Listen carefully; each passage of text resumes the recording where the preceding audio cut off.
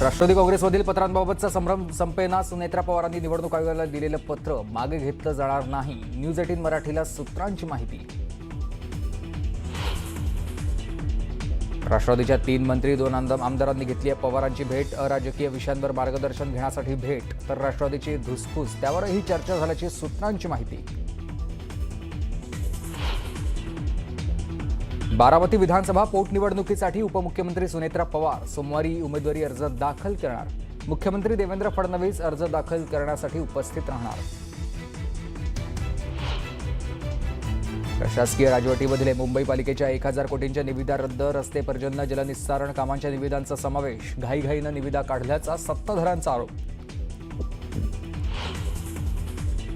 भोंदू अशोक खरातला मंत्री संजय शिरसाटांसह उबाठा नेते मिलिंद नार्वेकरांचा फोन. सामाजिक कार्यकर्ते अंजली दमानी यांचा गौप्यस्फोट.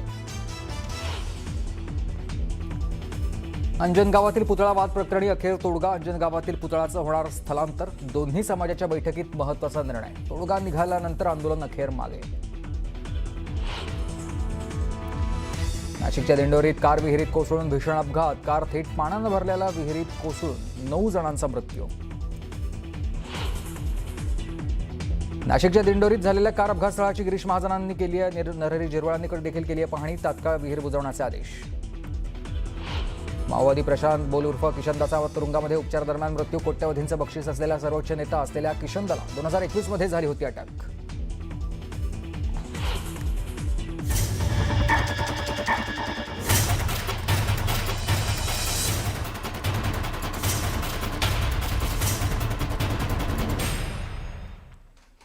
नमस्कार, मी सुमित शंकर सावंत आणि तुम्ही पाहताय न्यूज 18 मराठी. या बुलेटिनमध्ये बऱ्याच महत्त्वाच्या बातम्या आपल्याला बघायच्यात.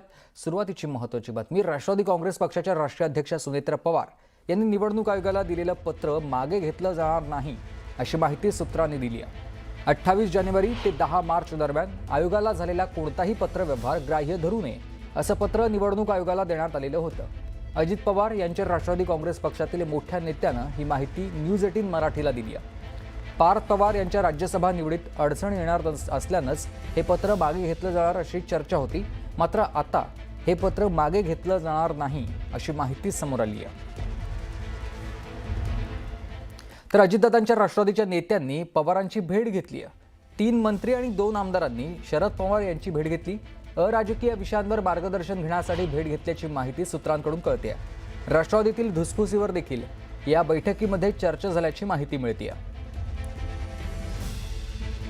मुंबई महानगरपालिकेची प्रशासकीय राजवट अंतिम टप्प्यात असताना विशिष्ट कंत्राटदारांसाठी घाईघाईनं काढलेल्या तब्बल 1000 कोटींपेक्षा जास्त किमतीच्या वेगवेगळ्या निविदा शुक्रवारी रद्द करण्यात आल्याची माहिती सूत्रांनी दिली आहे. या निर्णयामागे निविदा खर्चवाढ आणि अनियमिततेचा आरोप कारणीभूत असल्याचं बोललं जात आहे. 6 मार्च 2026 रोजी पालिकेत पहिली स्थायी समितीची सभा झाली आणि या सभेत प्रशासकीय काळात अर्थात 11 फेब्रुवारी आधी मंजुरी दिलेल्या सुमारे 1000 कोटींच्या वेगवेगळ्या कामांच्या निविदांची काटेकोर छाननी करण्यात आलेली होती. यात अनेक निविदांमध्ये विशिष्ट कंत्राटदारांना फायदा होईल अशी अट, अनावश्यक खर्चवाढ स्पर्धा कमी ठेवण्यासाठी घेतलेल्या अटी आणि आढळल्याचा दावा स्थायी समितीमधल्या सदस्यांनी केलेला होता. मार्च महिन्यामध्ये भाजपनं मुंबई अध्यक्ष अमित साटमांकडून या निविदा प्रक्रियेवर आरोप केले होते आणि त्याबद्दल त्यांनी तत्कालीन आयुक्त भूषण गगराणी, महापौर रितू तावडे आणि स्थायी समिती अध्यक्ष प्रभाकर शिंदे यांना पत्र लिहून या निविदांची तपासणी करून त्या रद्द करण्याची मागणी केलेली होती.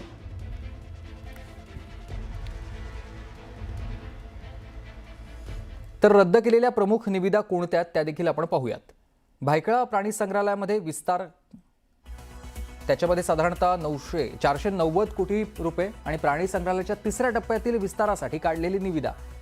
तर पुढे शहरातील फुटपाथ रेलिंग प्रकल्प, ज्याच्यासाठी 385 कोटी रुपयांचा प्रस्ताव हा होता. रस्त्यावर रेलिंग बसवण्यासाठी ही निविदा काढलेली होती. रस्त्याचं रंगकाम 150 कोटी रुपयांचं होतं आणि कामाच्या गरजेपेक्षा जास्त खर्च, पारदर्शकतेचा अभाव याच्यामध्ये दिसत होता. त्या व्यतिरिक्त शालेय साहित्य खरेदी, त्यासाठी 150 कोटी रुपयांचा प्रस्ताव होता आणि विद्यार्थ्यांसाठी याच्यामध्ये वह्या, गणवेश, रेनकोट, बूट, साहित्य खरेदीसाठी ही निविदा काढण्यात आलेली होती. या सगळ्या निविदा होत्या ज्या 1000 कोटींच्या होत्या आणि त्या आता अखेर मागे घेतलेल्या किंवा त्या रद्द करण्याचा निर्णय घेतलेला आहे. यानंतर आणखी एक महत्त्वाची बातमी आपण बघूया. ठाणे जिल्ह्यातून आहे. ठाणे जिल्ह्यातल्या शिवसेनेचा इतिहास जसा सांगितला जातो तो पूर्णपणे खरा सांगितला जात नाही असा टोला राज्याचे वनमंत्री तथा पालघरचे पालकमंत्री गणेश नाईकांनी लगावलाय. काही जण पदासाठी जातात, काही लपण्यासाठी जातात, तर काही वाचण्यासाठी जातात असं म्हणत त्यांनी अप्रत्यक्षपणे एकनाथ शिंदे यांच्यावर निशाणा साधलाय. पालघरमधील एका कार्यक्रमात त्यांनी हे वक्तव्य केलेलं आहे.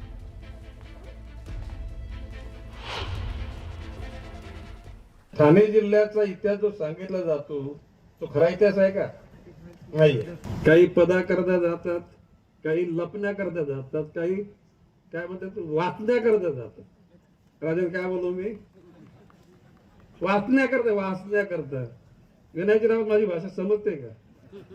समजते. भोंदू खरातला मंत्री संजय शिरसाट यांनी फोन केला अशी माहिती दमानी यांनी दिली आहे. संजय शिरसाट यांचे खरातला 10 कॉल्स गेले असा आरोप दमानी यांनी केलाय. त्याचबरोबर शिवसेना उद्धव बाळासाहेब ठाकरे पक्षाचे आमदार मिलिंद नार्वेकर यांनी देखील खरातला 8 फोन कॉल्स केले असा दावा देखील अंजली दमानी यांचा आहे.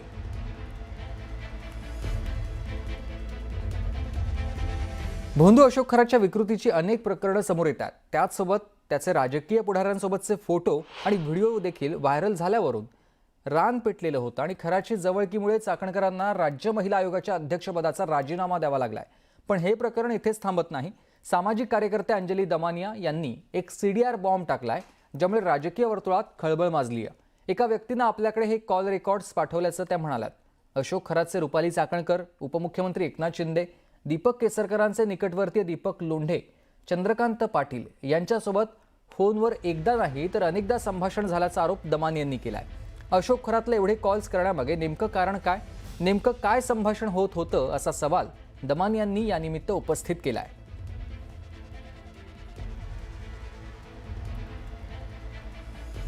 तर अंजली दमानिया यांनी नेमका काय दावा केला आहे ते आपण पाहूयात.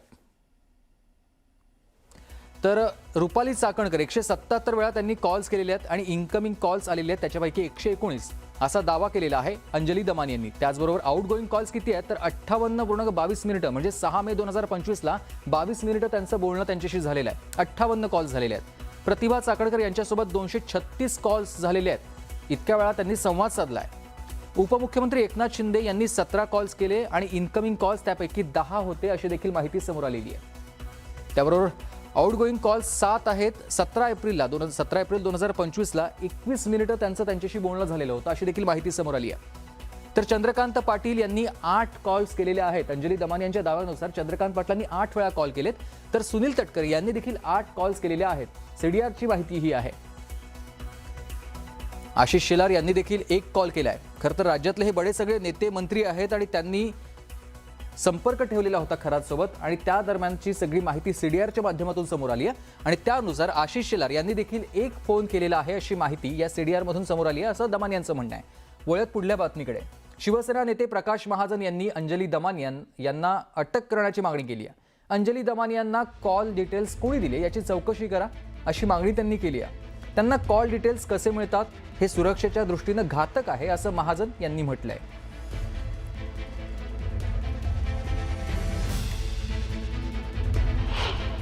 शिंदेसाहेब सार्वजनिक जीवनात आहे, लोकांच्या सुखदुःखाला धावून जातात. ते काय बोलले माहीत नाही, पण एक सनसनाटी अंजली दमानी. खरं म्हणजे अंजली दमानीलाच कस्टडीत घेतलं पाहिजे आणि तिला विचारलं पाहिजे की तुला हे कॉल कुठून मिळाले.